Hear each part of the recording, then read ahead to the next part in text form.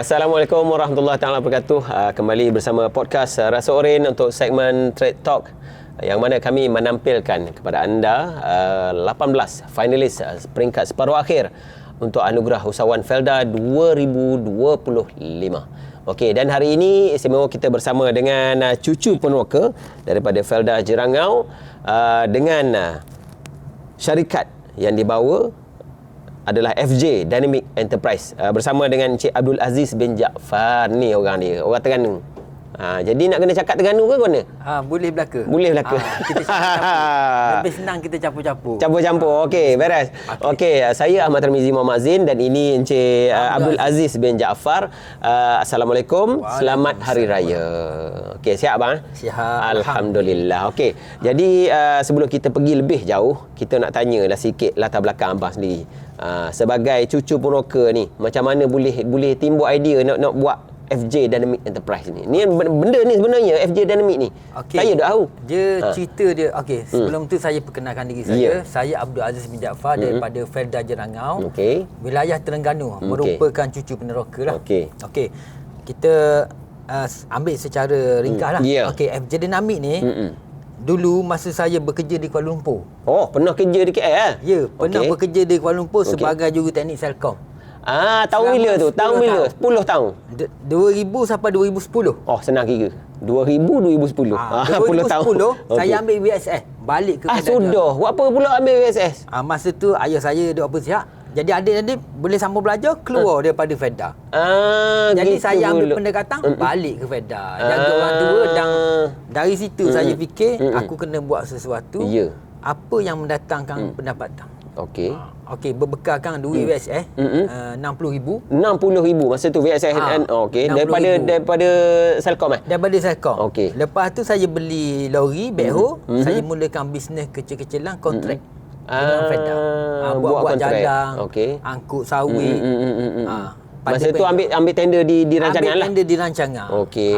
Lepas tu bermulalah proses kehidupan sebagai bekerja sendiri. Sebelum ni 25,000 lang cocok ada. Cocok ada. Ni dak buat kerja dak cocok. Buat kerja tak ada. Tak ada jalan habis. Gitu. Cocok tak ada pula. Parap. Okey. Nama FJ ni, FJ Dynamic ni sebenarnya saya bawa identiti Felda Jerangau. Patut FJ. Sebab orang tanya FJ Dynamic. Jadi secara dok langsung, kalau tarik FJ dekat Google tu banyaklah keluar. Betul. FJ motor. Sebab saya pun secara dok langsung saya terlibat dengan motorsport. Sebab tahun 99 sampai 2003 memang main motor ke mana? Memang kita salah seorang ahli motocross Malaysia. Tu dia. Kita pernah berlumba sampai di Thailand. Wah, nampak ni legend ni duduk sebelah ni. Okey. Lepas tu bila saya fikir kita kena cari satu nama yang boleh pergi jauh. Kalau kita letak nama biasa, orang kata nama biasa sangat. Google popo tabur keluar. Jadi Dynamic tu saya fikir mula-mula Felda Jerangau, apa belakang dia? Kalau letak FJ maju, macam biasa je. Dah sedap dengar. Lepas tu, yang Dynamic tu, saya pergi minyak Petronas. Saya tunggu orang tu, saya dah bayar. Isi dah keluar. Kita tunggu kejap, tunggu. Saya tunggu lama. Dekat Petronas tu awak perasan ada tulis Dynamic. Masa tu mari dia tu. Kita dah bayar. Dia kata tunggu kejap pang reset. Saya tunggu lama. Masa tu saya tengok perkataan Dynamic Petronas tu. Saya ambil combine. Jadilah FJ Dynamic. Besar tajuk nama syarikat. Alhamdulillah. Okey, tapi macam mana boleh timbul pula idea nak buat ke syarikat construction ni? Okey. Gini, cerita dia sebab asal-asalnya tadi 10 tahun dah. Rasa gaji sedap dah masa tu. Gaji okeylah, maknanya orang kata lepas lah, orang kata duduk di Kuala Lumpur. Okey, yang jadi saya minat construction ni, saya minat bawa backhoe masa tu. Sudah. Daripada kecil, saya tak tahu sebab apa. Memang berhi ke backhoe? Saya suka bawa backhoe. Saya naik belajar bawa lori. Darjah 5 tu saya boleh bawa belaka dah. Lori, backhoe, excavator. Lesen ada lagi? Tak ada lesen. Sudah. Saya ikut orang bawa. Okey. Betul? Lepas tu saya kata, baik kita beli benda yang kita tahu. Kita buat apa yang kita tahu dalam bisnes ni. Betul. Bila kita buat benda yang kita tak tahu, kemungkinan kita gagal tu ada. Ya. Mana persen dia tu tinggi lah. Ya, tinggi. Jadi saya pun beli backhoe. Saya bawa sendiri. Lepas tu bila dah okey, saya cari pekerja. Masa tu kita cari orang yang ada lesen. Masa tu dah ambil lesen lagi? Tak ada lesen. Sampai sekarang tak ada lesen. Sudah. Mana yang bawa backhoe tak ada lesen? Tapi ni bui orang ada lesen kan? Jadi kita fikir kita cari orang yang lebih baik untuk bekerja dengan kita. Walaupun kita tak berapa baik. Dari segi lesen. Mana bukanlah dah berapa baik, dah cukup. Jadi kita latih orang. Lepas tu bila dah syarikat stabil, kita pun kembangkan lagi bisnes. Selain daripada FEDA, kita masuk dengan JKR, Majlis Daerah. Kita pergi kepada lebih jauh. Masa awal-awal dulu FJ Dynamic ni tubuh, masa tu apa orang ke? Abang seorang ke kau ni? Ke ada saya dengan adik saya. Adik saya dia kerja peladang. Okey. Bila saya balik FEDA Jerangan, saya seorang. Lepas tu ayah saya tu baik dengan pengurus masa tu. Okey. Dia kata tak ada orang nak buat kerja ladang ni.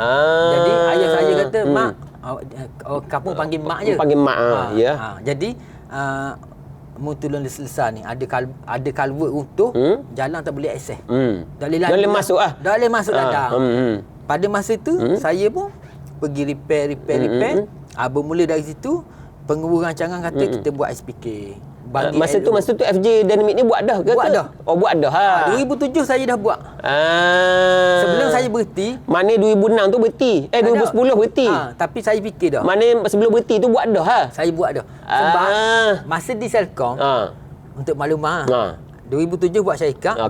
2009 tu saya ambil job buat highway duk. Untuk fiber optik.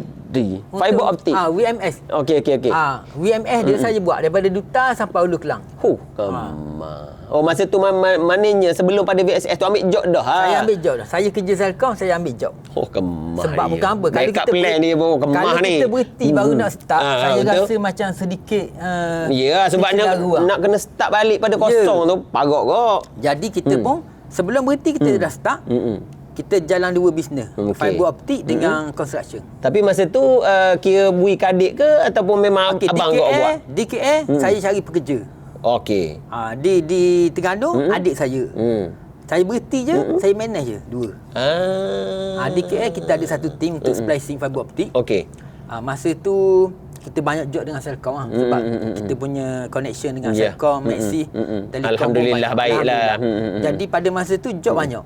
Penjara Sungai Udang saya buat, Sungai Buloh. Tempat tok-tok saja je boleh job.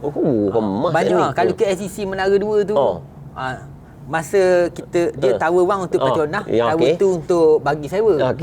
Kita ada buat maintenance tingkat 47 dengan 48 masa tu. Steady masa tu lah. Lepas tu masa ni ambil lagi oleh kerana permintaan fiber optik makin berkurang, saya pun tutup bisnes fiber optik. Permintaan dia slow dan masa tu nama bukan nama FJ lah. FJ Dynamic. FJ Dynamic dah.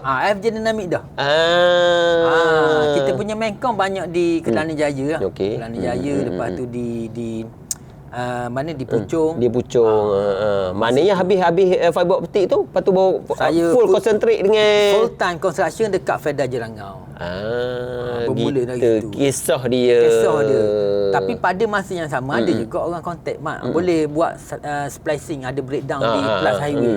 Kita call member, "Zam, boleh pergi join ni." Ya tu kira sub job ke? Kita contoh dia bagi 1000, kita hanya 800 boleh jalan. Lulus. Kita ambil untung je 200. Sebabnya bukan buat kerja, kerja orang lain buat. Sebab saya duduk FEDA Yangang, breakdown di Plus Highway dekat dah padang saya nak mari. Jadi dah padang. Kita guna network yang ada. Ada mana Zam? Dekat Jejantah Sungai Buloh. Pergi tengok kejap. Tapi masih pakai bawah FJ Dynamic. Bawah FJ Dynamic. Sebarang transaction, invoice ke apa, kita yang urus. Betul. Macam yang buat kerja ni kita lamsang je. Siap kerja hantar report, kita terus back in duit. Jadi kalau kata nak cerita ni, FJ Dynamic ni memang pusing kok mana pun duduk dalam Jerangau tu. Duduk dalam Jerangau. Dia main dia di Jerangau. Okey. Itu main dia. Lepas tu luar ada lagi jabat dia. Jabat dia hari tu kita buat di Dana Kota. Tu kira cawangan, bukan cawangan lah, dia kita sharing jabat. Dekat Platinum Walk. Member dia buka pejabat. Jadi kita ambil satu corner lot, corner di pejabat dia kita bayar sewa. jadikan office kita sebagai cabangan KL. Andai kata ada contoh nak beli borang ke, urusan di Kuala Lumpur, kita akan mari office ni, yang dekat KL ni akan urus. Memang ada staff kat situ? Memang ada staff seorang. Saya letak anak saya. Kemah. Dia habis belajar dekat UTM Semarang, terus bekerja dengan bekerja dengan abah tu senang kerja. Beres lalu. Sekarang ni pun dia tengah manage bisnes dia sendiri lah. Ada jugalah bisnes dia. Ada. Saya tak campur. Okey. Itu bab sejarah. Sejarah FJ Dynamic. Kalau kata nak kira masa sekarang ni. Kita masa sekarang ni. Saya telah buka satu lagi cabang perniagaan lah. Okey. Iaitu FJ Deer Farm. FJ Deer Farm. FJ dia maksudnya ladang rusa Felda Jerangau. Mana duduk di Jerangau juga? Duduk di Jerangau dan berhampiran dengan rumah saya. Hanya beberapa meter saja, 10 meter je lebih kurang. Contoh ni rumah saya ada satu jalan kaki sikit geduk-geduk. Sampah. Sebab masa tu dia cerita dia macam ni. Yang tertubuhnya FJ Deer Farm ni.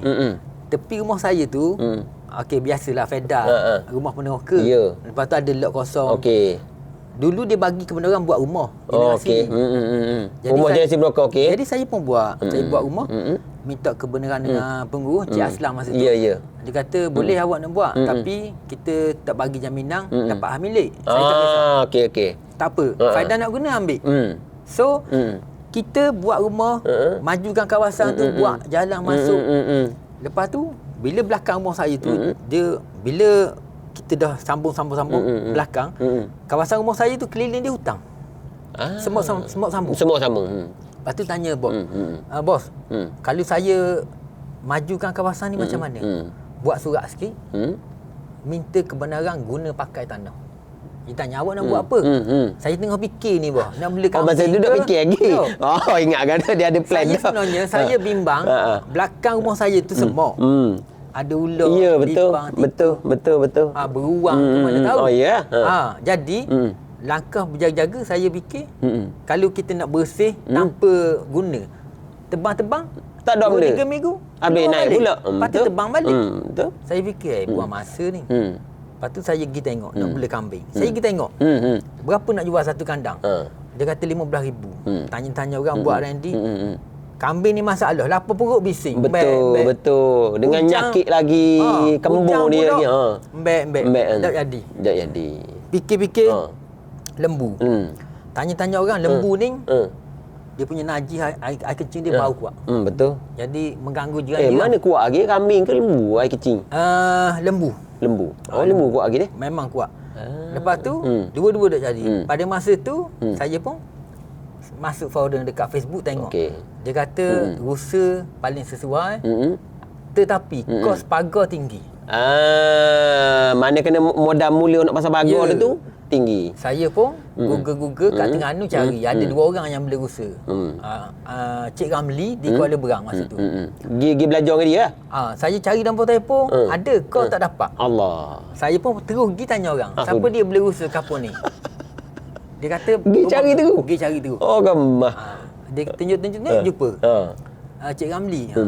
Masa sampai rumah dia dapat dah rusa. Semangat dah masa tu. Steady.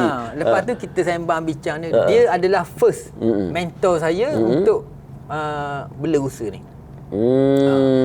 Sebab bila saya jumpa Cik Ramli tu, dia explain ke saya. Dia kata, "Mak macam ni, rusa macam ni." Banyak ilmu saya dapat daripada dia. Lepas tu pada masa yang sama, dia pun offer. Aku ada pagar segulung ni. Sudahlah rezeki mari pula. Harga 2,700. Kalau nak hari ni 1,600. Emah. Dia beri selalu. Made in Australia. Tu. Saya fikir kok ke dia nak tipu aku ni. Saya pun Google betul sungguh.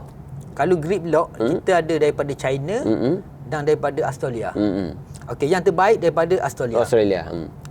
Saya nak pesan dekat tuan-tuan di luar sana, kalau nak bela rusa, jangan beli pagar Cina. Dia siap pesan dah ni. Siapa-siapa nak try bela rusa, jangan beli pagar Cina. Sebab benda ni berlaku depan mata saya. Kawan saya pagar daripada China, bukan pagar ramah saing China tu. Bukan. Pagar dari China. Pagar Cyclone made in China. Sebab apa? Sebab dia punya jaringan dan dia panggil grip lock terlalu lembut. Dawa dia kualiti dia halus. Lembek. Kekuatan Rusia ni luar biasa. Oi, sungguh Laju, boleh tembus dada. Uish. Dia konsep dia saya cerita ni general knowledge lah. Rusia akan bunuh diri ketika agresi dah tersepit. Dia sanggup langgar pagar, langgar orang, sampai dia mati asalkan tak ada orang sentuh dia. Gitu. Perangai dia pelik. Saya pun baru sedar. Pernah jadi ke mana? Penuh.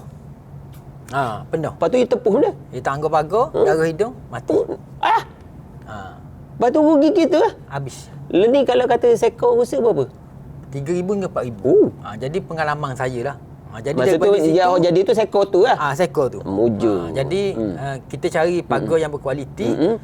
Lepas tu mengikuti apa yang standard lah. Iyalah, SOP dia lah. Lepas tu bila kita masukkan Rusia, induk, lepas tu kita punya keselamatan Rusia tu terjamin. Ya. Induk Rusia tu mari mana? Okey, biasa kita dengan Cik Ramli tu. Cik Ramli kita ambil. Lepas tu dengan kawan-kawan di